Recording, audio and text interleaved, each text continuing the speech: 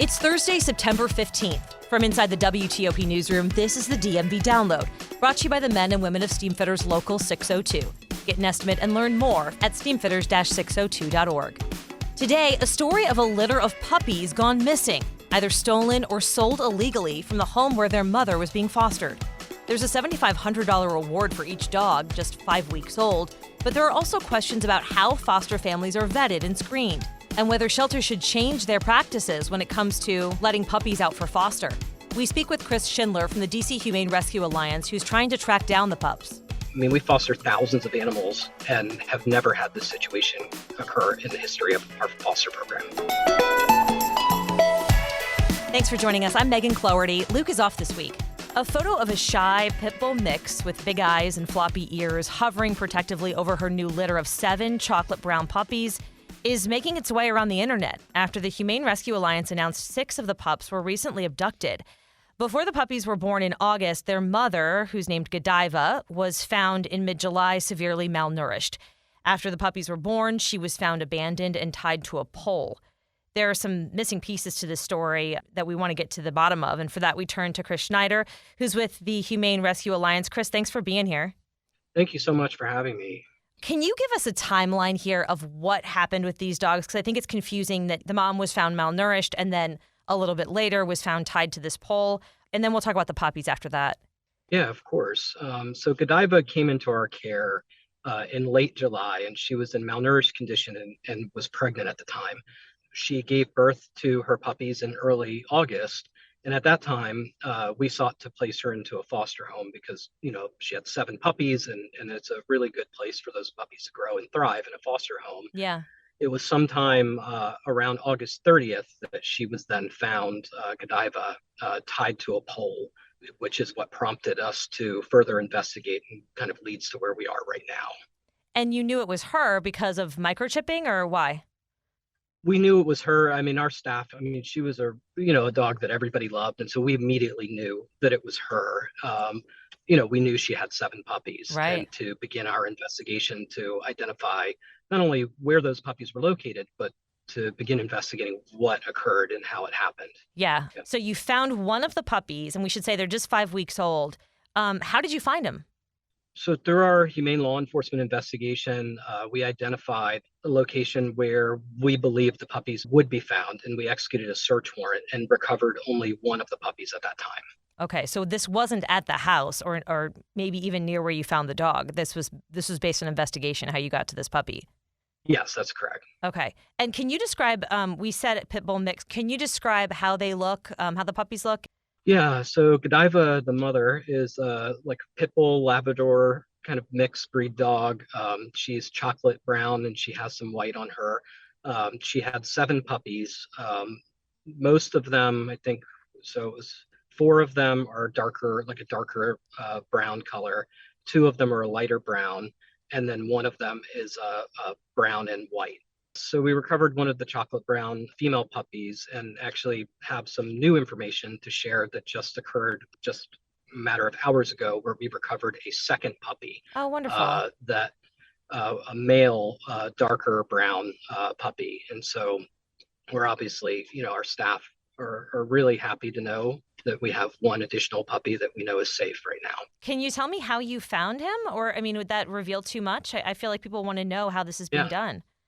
Yeah, this, all occurred after we put out the information yesterday to ask for the community's help. And we're incredibly grateful that a community member came forward and had come to acquire one of the puppies and recognized from, the media and photographs that she believed that it was one of these dogs. And so contacted us, and we were able to meet up this morning. This is, what we're trying to accomplish is that, there's no penalty against somebody who may have unknowingly come into their care. And there's certainly the reward money is available, and we'll be paying a reward for this. So I'm glad that the outreach is working. For the puppies, people who may not know, there's a certain amount of time that these puppies have to be with their mom for nourishment and other reasons. So it could actually be, dangerous for them to be away this young. They were in the care of someone who volunteered to foster them, right? So all 7 puppies and Godiva I mean, obviously, we just know this one may have been sold.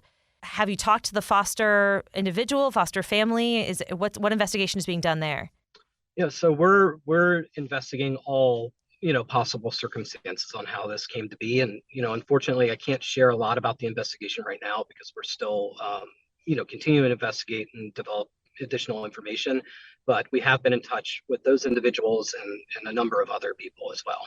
I don't know if it was like because one was sold, all of them may have been sold and people don't know and they actually may have them, or if they all may be together. I just find it really interesting how you guys kind of track this down. Yeah. Yeah, I mean, that's why we're asking for the community's help and support on this because we're not quite sure where the remaining 5 puppies now are. And so they could have been unknowingly purchased by people.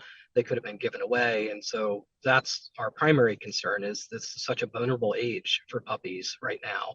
And so important and critical for them to be reunited with the mother. Do you know, I mean, could there be or might there be any consequences against the foster individual because of this whole situation? I think at this point it's too early in the investigation for us to be able to provide, the direction.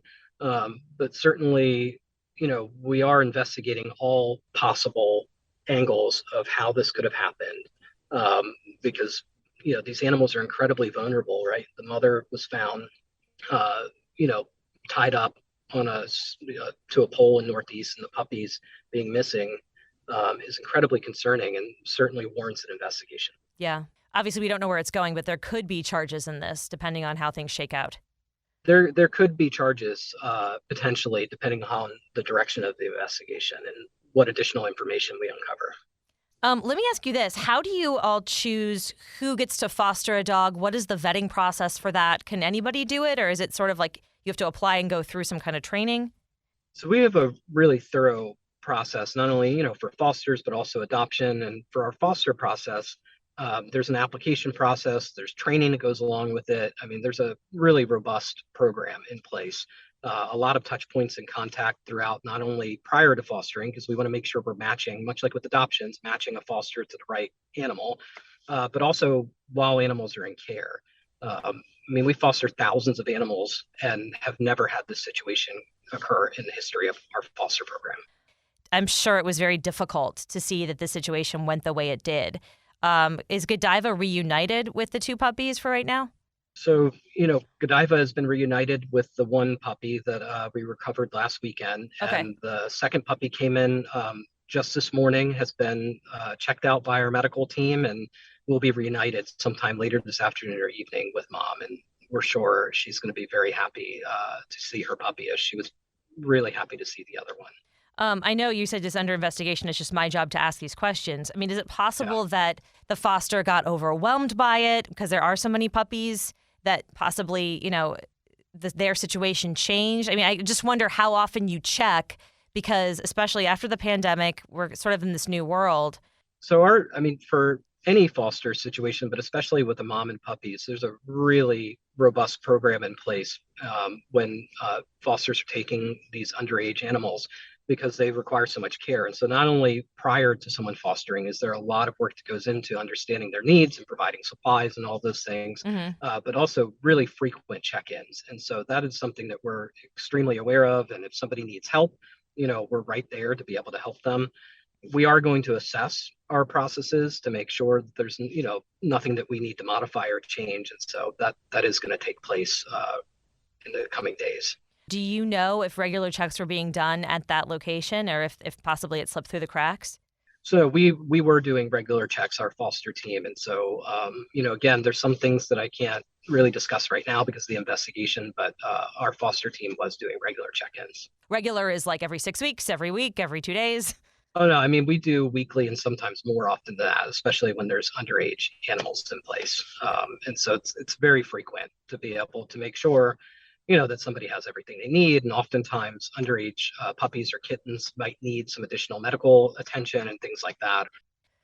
Okay, so talk to me about microchipping, because I think a lot of people wonder, well, why can't you just look up where they are? Yeah, and so, I mean, there's a few things with microchipping.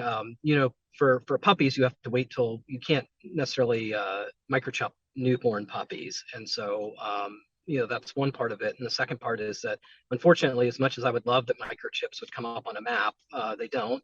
And so they are, we always stress to people, they are incredibly helpful to reuniting people with their pets, because that sometimes is the only information we have to find an owner. But in a situation like this, it may not always help if they're in the possession of someone else and don't end up being scanned at a vet office or at a shelter or otherwise. Right. They don't have GPS on them. They have like your name or whatever information you want to put on them, but you can't just go searching for a dog without having the dog itself. Exactly. Yeah. And so still critically important, but may not always be helpful in a situation like this. So when we talk about, pit bulls, pit bull mixes, you look at the majority of dogs available, not only at the Humane Rescue Alliance, but at other shelters around the area. They're full of pit bull mixes, and some might not really realize that pit bulls used to be considered, a desirable breed in DC. Many well-to-do families were pictured with these types of dogs in family photographs back in the day. Can you tell us a little bit about, just the history of this breed and sort of the ups and downs? Yeah, American Pit Bull Terriers, going back to the 1800s, were an incredibly popular dog in history. And, while I know there's been ups and downs of people's feelings about them, there's also been wrongly placed malignment of the dogs, because often what people are calling a pit bull is really all multitude of different breeds. But certainly in DC, American Pit Bull Terriers and pit bulls in general have long been DC's dog, right? And especially in our region. And our community loves and supports dogs that, are often called pit bulls, whether they are an American Pit Bull Terrier or not. Yeah. Chris Schneider, thank you so much for the information you gave us. I'm glad we found that second puppy, so only 5 more to go. But keep us updated, and we hope to, this all shakes out for the best. But it is so concerning. We all love our pets so much, and to hear that Godiva was treated that way is not a good start. So. Well, thank you. We really appreciate it, and hopefully, every bit of this helps in spreading the word. And coming up after the break, there's an Old Bay version of just about everything. But how do you feel about Old Bay and something sweet?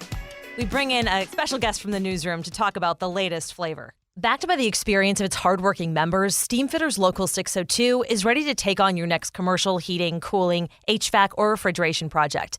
Steamfitters Local 602 adds value to our community through its partnerships with local contractors and building owners, all while keeping the focus on improving the lives of its members and their families throughout the DMV.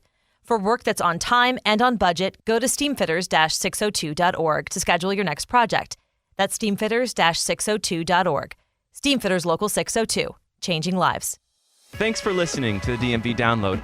If you like this show, give us 5 stars and leave us a review on Apple Podcast. We love hearing from you guys, and your reviews really do help other listeners find this, our area's only in-depth daily local news podcast. And thank you for making us a part of your day.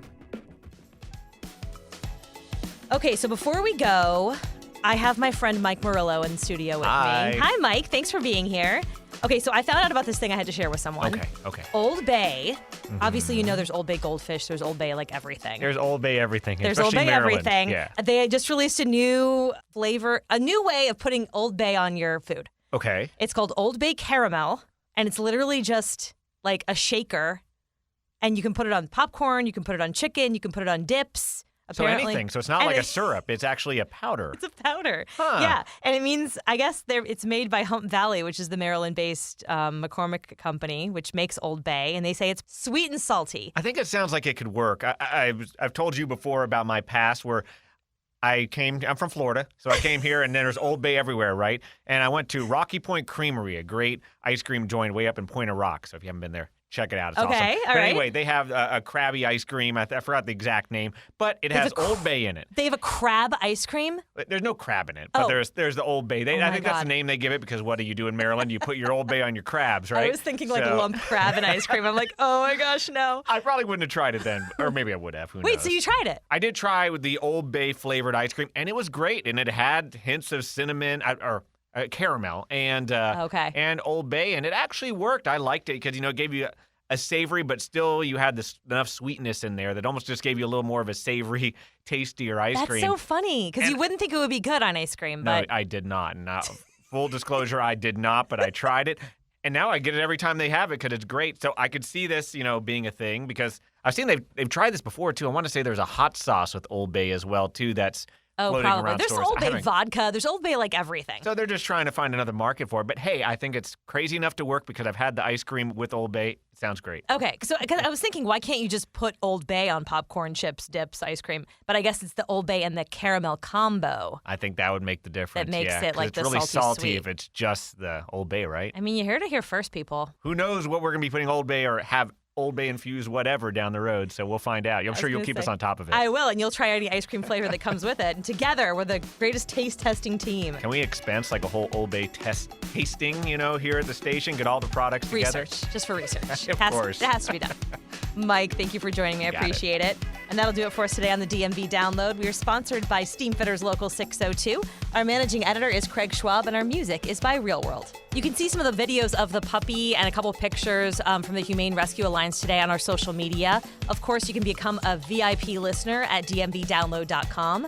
The DMV Download is a product of WTOP News. Listen on 103.5 FM in the D.C. area, 107.7 FM in Virginia, 103.9 FM in Frederick, online at WTOP.com, and on the WTOP News app. Have a great night.